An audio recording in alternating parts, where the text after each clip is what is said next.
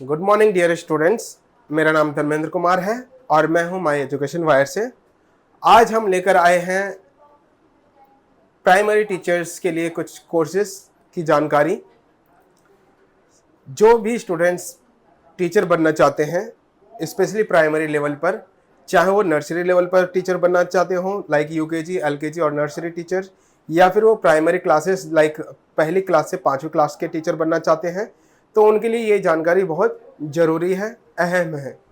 और अगर आप अभी हमारे चैनल पर पहली बार आए हैं तो प्लीज़ हमारे YouTube channel my education wire को लाइक कीजिए, सब्सक्राइब कीजिए, और अगर आपको ये वीडियो पसंद आती है तो इसको प्लीज़ शेयर कीजिए ताकि आपके सहयोगी और आपके साथियों को महत्वपूर्ण जानकारी पता चल सके।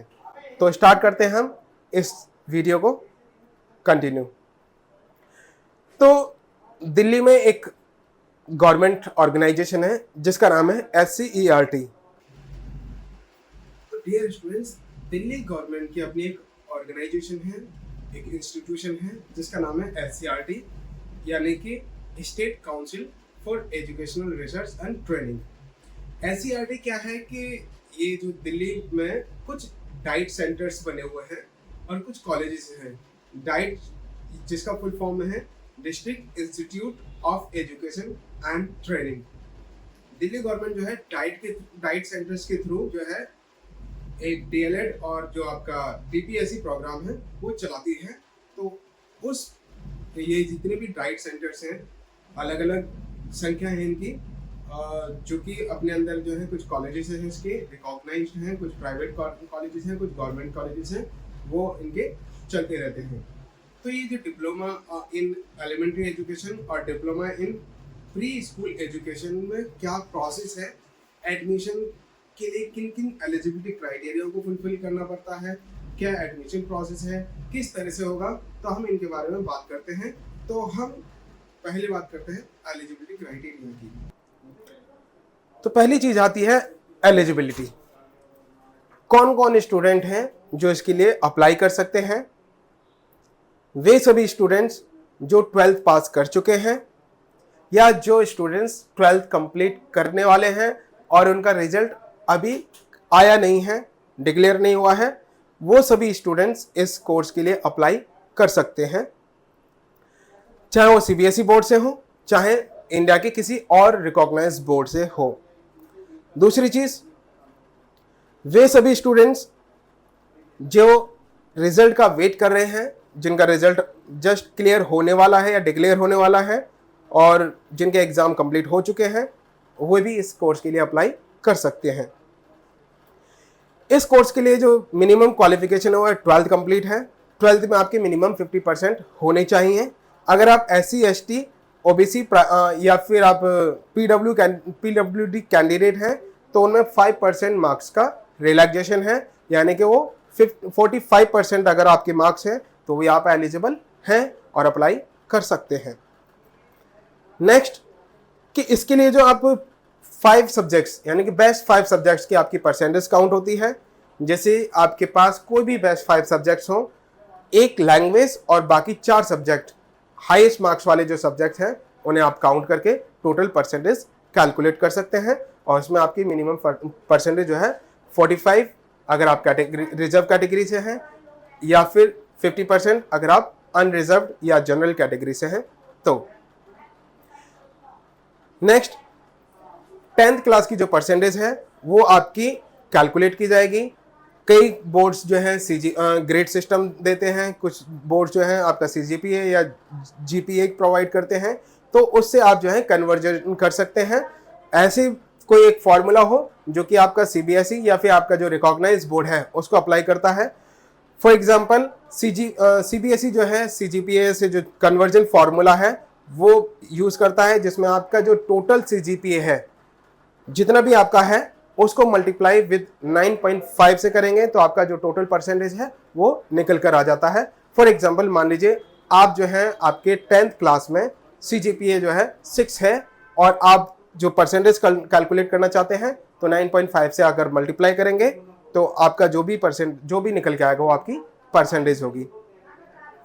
इसके अलावा अगर आप जो है लैंग्वेज टीचर बनना चाहते हैं जैसे कि आप प्राइमरी टीचर्स, प्राइमरी लेवल पर भी कई लैंग्वेजेस पढ़ाई जाती हैं स्कूलों में, उर्दू हो या पंजाबी हो, संस्कृत हो या जो भी लैंग्वेजेस हैं, उस लैंग्वेज को आप अप्लाई करेंगे परसेंटेज कैलकुलेट करने में। वो लैंग्वेज आपके 10th क्लास में भी होनी चाहिए और 12th क्लास में भी होनी चाहिए, ताकि आप बेस्ट 5 का जो कैलकुलेशन है वो अच्छे से कर सकें। इसकी जो एज लिमिट है वो 24 ईयर से ज़्यादा नहीं होनी चाहिए। ऐसे अगर आप किसी रिजर्व कैटेगरी से हैं तो उसमें आपका 5 ईयर का एज रिलैक्सेशन है, यानी कि 29 ईयर से ज़्यादा नहीं होनी चाहिए। और ये एज कैलकुलेट जो होगी आपकी 30 सितंबर 2024 के अकॉर्डिंग होगी, यानी कि 30 सितंबर 2024 तक आप 29 ईयर से ज़्यादा नहीं होने चाहिए अगर आप रिजर्व कैटेगरी से हैं। तो अगर आप जनरल कैटेगरी से हैं तो आपकी एज जो है 24 से ज़्यादा नहीं होनी चाहिए। ये जो SCRT है इसमें सीटों का एक डिस्ट्रीब्यूशन है, रिजर्वेशन है, अलग अलग जो कैटेगरीज हैं उनके अकॉर्डिंग रिजर्वेशन है। फॉर एग्जांपल अगर आप जनरल कैटेगरी से हैं तो आपकी जो टोटल सीट्स हैं वो आपकी 465 सीटें हैं, और अगर आप OBC से हैं तो आपकी जो रिजर्वेशन है वो 15%, मतलब जो आपकी 132 जो सीटें हैं वो OBC के लिए हैं। शेड्यूल कास्ट से हैं तो 138 सीटें हैं। अगर आप शेड्यूल ट्राइब से हैं तो टोटल जो है आपकी 66 सीटें हैं। अगर आप NCC कैडेट हैं, यानी कि आपने स्कूल में NCC कैडेट रहे हैं और आपके पास A या B सर्टिफिकेट है, तो आपके पास 9 सीटें होंगी। इसके अलावा आप अगर स्पोर्ट्स से हैं और स्पोर्ट्स सर्टिफिकेट है आपके पास स्टेट लेवल का, जोनल लेवल का या कोई नेशनल लेवल पर या इंटरनेशनल लेवल पर, तो ऐसे स्टूडेंट्स के लिए 18 सीटें अवेलेबल हैं। अगर आप एक्स सर्विसमैन हैं, यानी कि defence personnel, like ex army person हो गए, पुलिस पर्सन हो गए, या फिर इसी तरह के जो डिफेंस से रिलेटेड जो ऑफिसर हैं, उनके बच्चों के लिए जो सीटें हैं वो 9 सीटें हैं। अगर आप दिल्ली गवर्नमेंट के जो टीचर्स हैं उनके बच्चे हैं, उनके लिए टोटल 18 सीटें अवेलेबल हैं। PWD candidates, person with physical disability या पर्सन विद डिसेबिलिटी कहें या पर्सन विद डिफरेंटली चैलेंज्ड कहें, ऐसे स्टूडेंट्स जो हैं उनके लिए 27 सीटें हैं। इसके अलावा अगर कोई SCRT या डाइट में जो एम्प्लॉयज़ हैं उनके बच्चों के लिए जो टोटल सीटें हैं वो 10 हैं। इस तरह से टोटल 887 जो सीटें हैं वो अवेलेबल हैं डाइट्स के लिए।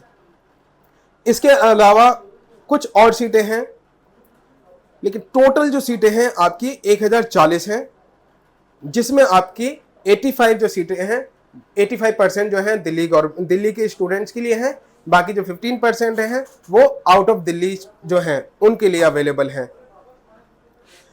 और जो 15% हैं उनमें टोटल आपकी 153 सीटें बनती हैं, और 85% जो है 887 सीटें बनती हैं।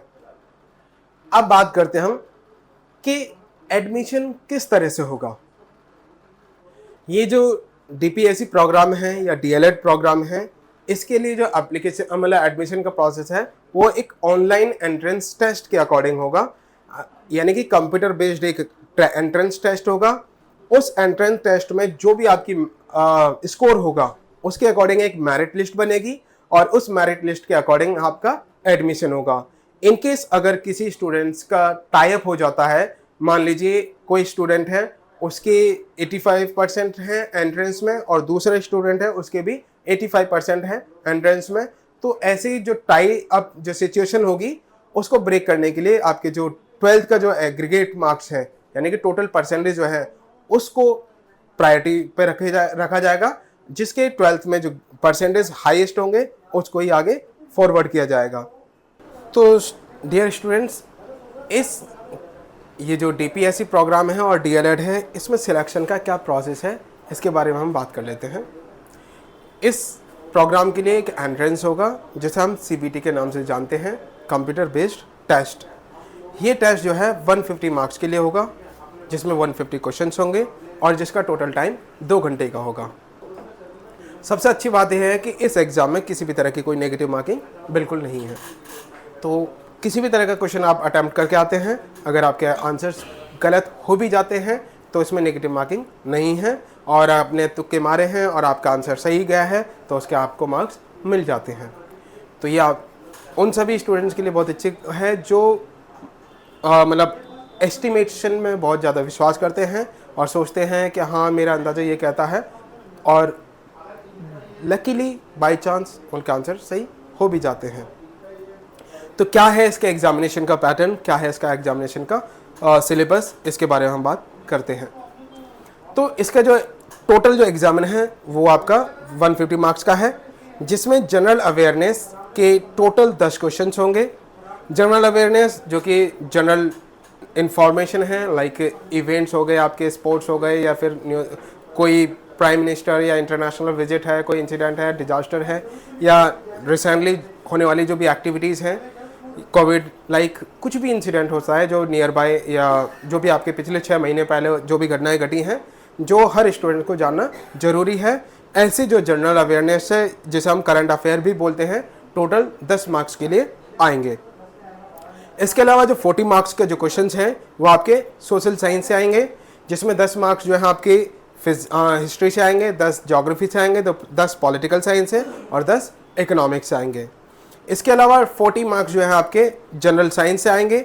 जनरल साइंस में आपके 10 मार्क्स फिजिक्स से, 10 मार्क्स जो है केमिस्ट्री से, 10 जो है आपके बायोलॉजी से और 10 बेसिक कंप्यूटर से, जिसे आप ICT भी कह सकते हैं, कंप्यूटर सिस्टम से आपके टोटल 10 मार्क्स होंगे।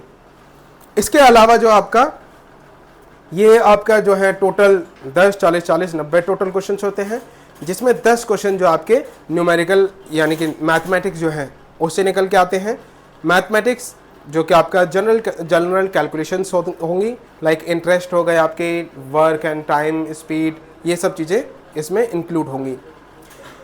इसके अलावा 30 मार्क्स के लिए आपकी एजुकेशन से रिलेटेड जो आपके जनरल एप्टीट्यूड है, टीचिंग एप्टीट्यूड है, मेंटल एबिलिटीज़ हैं, इस तरह के जो क्वेश्चंस हैं वो आएंगे।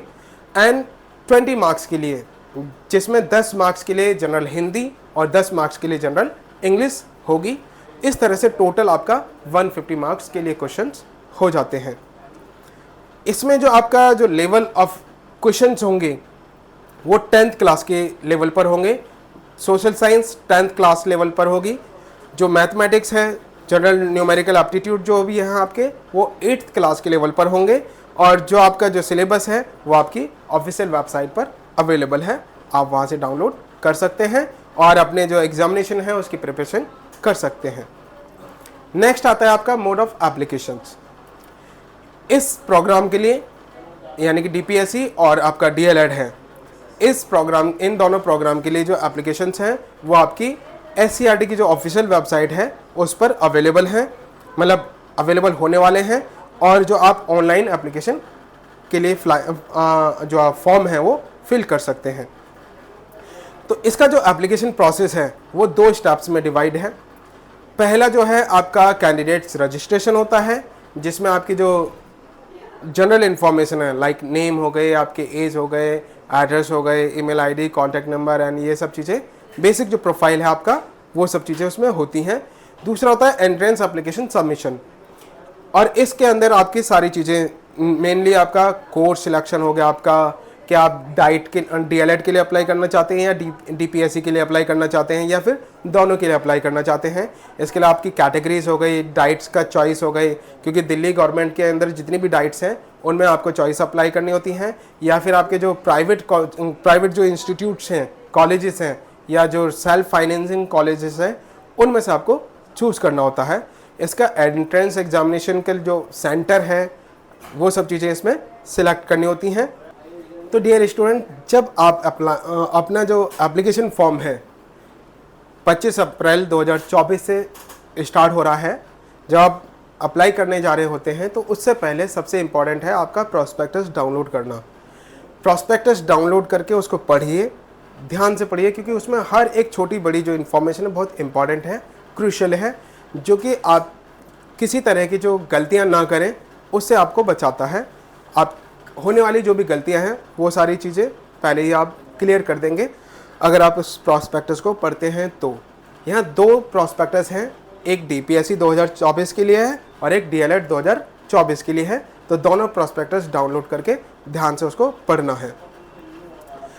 नेक्स्ट, तो इसका जो एप्लीकेशन प्रोसेस है वो 25 अप्रैल 2024 से स्टार्ट हो रहा है। ऑनलाइन एप्लीकेशन प्रोसेस है, और जब आप अप्लाई करेंगे इसको, ऑनलाइन प्रोसेस को जब अप्लाई करेंगे तो उसमें कुछ पॉइंट्स आते हैं। सबसे पहले जो आएगा वो सिलेक्शन ऑफ कोर्सेज के लिए आएगा, यानी कि सिलेक्शन ऑफ प्रोग्राम के लिए आएगा, जिसमें 3 ऑप्शन आपके सामने होंगे। पहला आपका DAPSE होगा, दूसरा DLED का होगा, तीसरा दोनों के लिए यानी कि बोथ। उसके बाद आप रजिस्ट्रेशन स्टार्ट होता है, जिसमें आपका नाम, father name, mother name, date of birth, gender, contact details, password, security pin और रिव्यू रजिस्ट्रेशन डिटेल्स, ये सब चीज़ें होंगी। उसके बाद एप्लीकेशन फॉर्म सबमिशन होगा, जिसमें आपका जो है क्वालिफिकेशंस होंगी, आपकी डिटेल्स होंगी, कैटेगरीज होगी, फिलिंग ऑफ चॉइसेस होगा, कॉन्टैक्ट डिटेल्स होंगी, पर्सनल ईमेल आईडी होगी, मोबाइल नंबर होगा, चॉइस ऑफ एंट्रेंस सेंटर होगा, अपलोड डॉक्यूमेंट्स, इमेज, सिग्नेचर, ये सब चीज़ें होंगी। तो ये एप्लीकेशन फॉर्म जब आप फिल करेंगे तो इसकी एक पेमेंट है। अगर आप जो है अनरिजर्व कैटेगरी से हैं यानी कि जनरल हैं तो आपके 500 रुपीज़ होंगे। अगर आप जो हैं रिजर्व कैटेगरी से हैं लाइक SC, ST, OBC और PWD हैं तो आपके 250 टोटल कॉस्ट होगी। ये एक प्रोग्राम के लिए है, चाहे आप DPSE करें चाहे आप DLED करें, दोनों में से कोई भी एक प्रोग्राम के लिए अप्लाई करते हैं तो 500 जनरल के लिए और 250 SC, ST, PWD और OBC के लिए है। अगर आप दोनों प्रोग्राम सिलेक्ट करते हैं तो 1000 रुपये जो है आपके जनरल के लिए हो जाते हैं, और OBC, PWD, SC और आपका जो OBC हैं यानी कि SC, ST, OBC और PWD के लिए आपके टोटल 500 फीस हो जाती है। तो डियर स्टूडेंट्स, SCERT दिल्ली की ऑफिशियल वेबसाइट पर एक नोटिफिकेशन आ चुका है। आज 24 अप्रैल 2024 को ही अभी जस्ट आधे घंटे पहले अपडेट आई है, जिसमें आपका टेंटेटिव शेड्यूल जो है वो अवेलेबल है। 2 प्रॉस्पेक्टस जो है SCERT ने प्रोवाइड किए हैं, एक DPSE 2024-26 और एक DLED 2024-26। तो इसका जो शेड्यूल है, डेट्स हैं, वो क्या है वो मैं आपको बताने वाला हूं। 24 अप्रैल 2024 को आपका जो एडवर्टाइजमेंट है वो पब्लिश हुए हैं, जो कि न्यूज़पेपर में भी जो भी 2 लीडिंग न्यूज़पेपर होंगे वो अवेलेबल होंगे, लाइक टाइम्स ऑफ इंडिया और नवभारत टाइम्स। 24 अप्रैल 2024 को ही प्रॉस्पेक्टस डिस्प्ले किया गया है। कल यानी कि 25 अप्रैल 2024 से एप्लीकेशन फॉर्म जो है स्टार्ट होंगे, तो ध्यान से अपना इस डेट्स को ध्यान में रखिएगा। कल से यानी कि 25 अप्रैल 2024 से लेकर 15 मई 2024 तक ऑनलाइन फॉर्म फिल होंगे। तो ये जितने भी ऑनलाइन फॉर्म हैं वो आपके जो टाइम से ध्यान रखिएगा, किसी तरह का कोई एरर ना हो, किसी तरह की कोई प्रॉब्लम ना हो। 15 तारीख के बाद यानी कि 16 मई 2024 से लेकर 19 मई 2024 तक आपकी जो करेक्शन विंडो है वो स्टार्ट रहेगी। अगर आपने फॉर्म फिल करते समय किसी भी तरह से गलती से कोई डेटा जो है रॉन्गली टाइप हो गया है, चाहे उसमें डेट ऑफ बर्थ हो, नाम हो, सेंटर हो या आपके ऑफिशियल जो इन्फॉर्मेशन है लाइक आपकी एजुकेशन है, किसी भी तरह का कोई भी गलती होती है तो 16 मई 2024 से लेकर 19 मई 2024 तक उसको आप करेक्ट कर सकते हैं। ये जो करेक्शन होगी वो आपका क्या क्या करेक्शन हो सकते हैं, लाइक चॉइसेस हो गई, प्रेफरेंसेस हो गई, ये करेक्ट की जा सकती हैं, लेकिन आपका नाम, date of birth, email ID, mobile number, ये आपके चेंजेस नहीं होंगे। और 31 मई 2024 के बाद जो भी है वो किसी तरह का कोई करेक्शन अवेलेबल नहीं होगा। 20 मई 2024 को जो भी आपने डेटा फिल किया है, आपने एप्लीकेशन फॉर्म फिल किया है, वो सारा का सारा जो है आपका NIC के पास भेज दिया जाएगा, और NIC जो है उसको कंप्यूटर बेस्ड जो एग्जाम है उसके लिए प्रोसेसिंग करेगी, और आपकी जो लिस्ट वगैरह है वो प्रिपेयर होंगी, आपके जो एग्जाम सेंटर हैं वो सारी चीज़ें वो तैयार हो जाएंगी, आपके जो हॉल टिकट वगैरह हैं वो सब चीज़ें तैयार होंगे। और 25 मई 2024 से लेकर 30 मई 2024 तक आपका जो हॉल टिकट है वो अवेलेबल हो जाएंगे, आप डाउनलोड कर सकते हैं। 25 मई से लेकर 30 मई तक आप अपने एग्जामिनेशन के लिए हॉल टिकट डाउनलोड कर सकते हैं। और 30 मई को ही आपका जो एंट्रेंस है वो होगा। ये जितने भी आपके जो एंट्रेंस टेस्ट के जो सेंटर होंगे वो दिल्ली एनसीआर में ही अवेलेबल होंगे। तो दिल्ली एनसीआर में ही आपके सेंटर होंगे। 5 जून 2024 स्पेशली जो आपका एग्जाम है उसका जो मेरिट लिस्ट है वो तैयार होगी, आपका जो रिजल्ट है वो तैयार होगा। आप उसी के अकॉर्डिंग आपका जो है रैंक वगैरह वो सब आ जाती है। उसके बाद जो है आपका 7 जून 2024 से लेकर 9 जून 2024 तक आप जो है अपनी जो सीट अलॉटमेंट के लिए जो किया था, आपने प्रेफरेंसेस वगैरह डाली थी, आपने जो चॉइसेस वगैरह डाली थी, अगर आप उनमें करेक्शन करना चाहते हैं तो आप करेक्शन कर सकते हैं। और ये करेक्शन जो है सिर्फ दो दिन अवेलेबल होगी, 7 से लेकर 9 जून 2024 तक ये सब चीज़ें अवेलेबल होंगी। इसके बाद जो आपकी सबसे इंपॉर्टेंट चीज़ें हैं, आपका पहली मेरिट लिस्ट।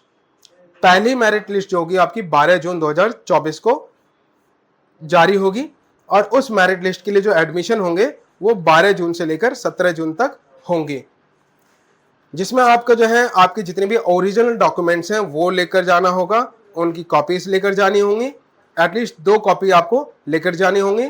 आपके जो डॉक्यूमेंट्स हैं, आपके फोटोग्राफ्स हो गए, ये सब चीज़ें, डॉक्यूमेंट वेरिफिकेशन भी होगा आपका एडमिशन भी होगी और आपका एडमिशन फीस भी उसी टाइम पर पे होगी। आपका जो भी अलॉटमेंट्स मिला होगा, यानी कि जो भी कॉलेज आपको मिला होगा उस कॉलेज में आपको ये सब चीज़ें लेकर जानी है।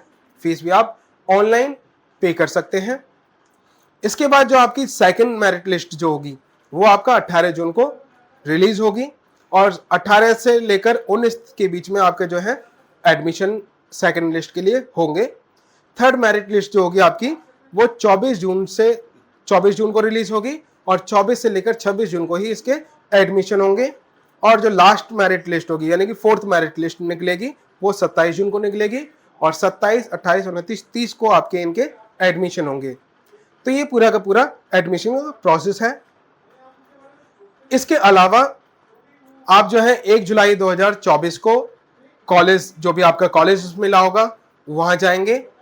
जो भी आपका अलॉटमेंट हुआ होगा वहाँ आपको जाकर आपके डॉक्यूमेंट सबमिट करने होंगे, फीस सबमिट करने पड़ेंगे, वो सब चीज़ें होंगी। और फाइनली 1 जुलाई 2024 से आपका सेशन स्टार्ट हो जाएगा। 1 जुलाई 2024 से आपके सेशन स्टार्ट हो चुके होंगे और जो भी काउंसलिंग होंगी वो सब चीज़ें जो हैं 9 जुलाई को स्टार्ट होंगी और 9 जुलाई से लेकर 16 जुलाई तक जो होंगे आपके ऑनलाइन काउंसलिंग होंगी, जिसमें आपको 1000 रुपये जो है ऑनलाइन पेमेंट पे करनी होगी। और ये जो पेमेंट है आपका, ये अलॉटमेंट के जो चार्जेस होते हैं वो सब होते हैं। 17 जुलाई से लेकर 17 जुलाई 2024 को ई काउंसलिंग जो भी आपकी अदर मेरिट लिस्ट होंगी उनके लिए होंगे। इनकेस अगर आपका सीट बच जाती हैं और कुछ बच्चे रह जाते हैं जिनका एडमिशन नहीं होता है तो आपकी जो 5th लिस्ट होगी मेरिट लिस्ट वो जनरेट होगी और उसके लिए एडमिशन होंगे। इसी तरह 23 जुलाई को नेक्स्ट जो मेरिट लिस्ट होगी वो तैयार होगी और इस तरह से जो प्रोसेस होगा वो कंप्लीट होता रहेगा और 31 जुलाई तक एडमिशन खत्म हो चुके होंगे। जितने भी एडमिशन होने होंगे मैक्सिमम 31 जुलाई 2024 तक ही होंगे। 31 जुलाई 2024 के बाद कोई एडमिशन नहीं होगा। तो ये फाइनल प्रोसेस था आपका एडमिशन का।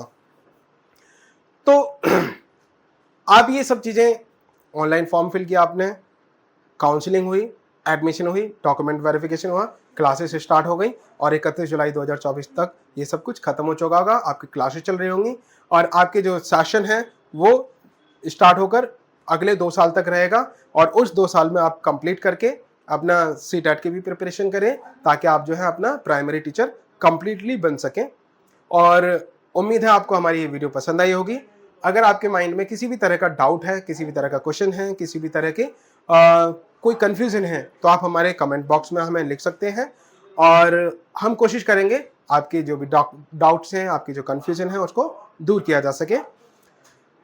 और प्लीज़ आप हमारे इस YouTube चैनल को सब्सक्राइब कीजिए, हमारे इस वीडियो को लाइक कीजिए एंड शेयर कीजिए अपने दोस्तों के साथ ताकि उन्हें भी ये जानकारी मिल सके। इसी के साथ जय हिंद, जय भारत।